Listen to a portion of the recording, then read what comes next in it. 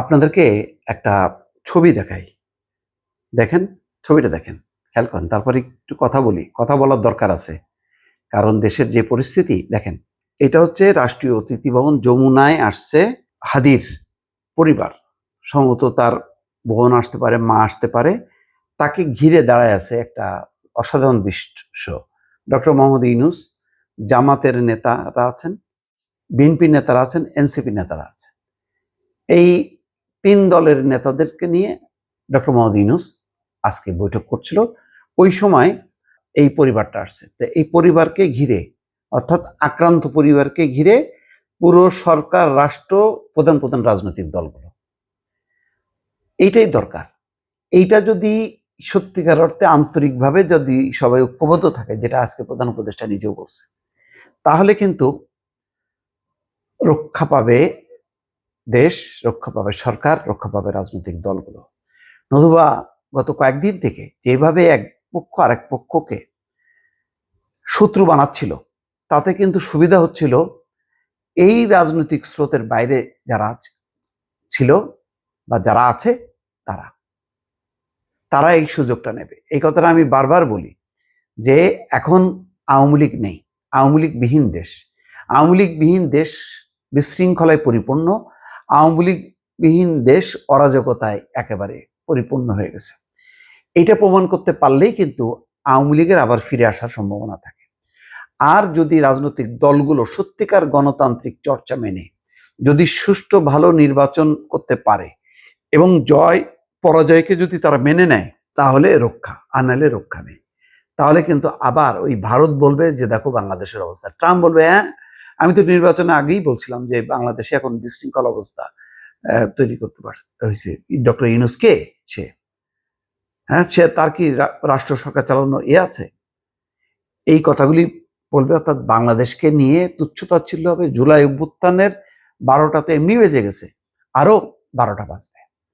এই জুলাই অভ্যুত্থানকে রক্ষা করতে হলে, তারপরে ষড়যন্ত্র ঠেকাইতে গেলে এবং এই অরাজকতা বিশৃঙ্খলা ঠেকাতে গেলে গণতন্ত্রে ফিরে আসতে হবে, নির্বাচনটা অনুষ্ঠিত হইতে হবে এবং নির্বাচনটা যার যার মতন করে প্রচার প্রপাগান্ডা করেন।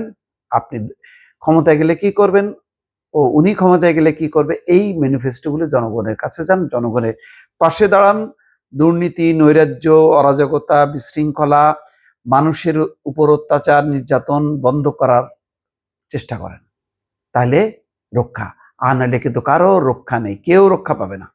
আজকে জামাত যদি মনে করে বিএনপিকে হোঁচট মেরে ফেলায় দেবো, আমি জিতবো, নো, বিরাট একটা সংকটে পড়বে। বিএনপিরও দায়িত্ব আছে। বিএনপি আমি দেখলাম খুব ম্যাচুরিটি শো করছে। নতুবা মির্জা আব্বাসের সঙ্গে যে বেয়াদবি মেডিকেল কলেজ প্রাঙ্গণে করা হলো, এরপরে কিন্তু ক্ষুব্ধ হইতে পারতো, আক্রমণ করতে পারতো মির্জা আব্বাসের সমর্থকরা। এবং মির্জা আব্বাস কিন্তু হুঙ্কার দিলে খবর আছে, কিন্তু তার যে সাংগঠনিক ভিত্তি, তার যেই অবস্থানটা, সেটা কিন্তু কেউ কল্পনা করতে পারছে না, কিন্তু করেনি।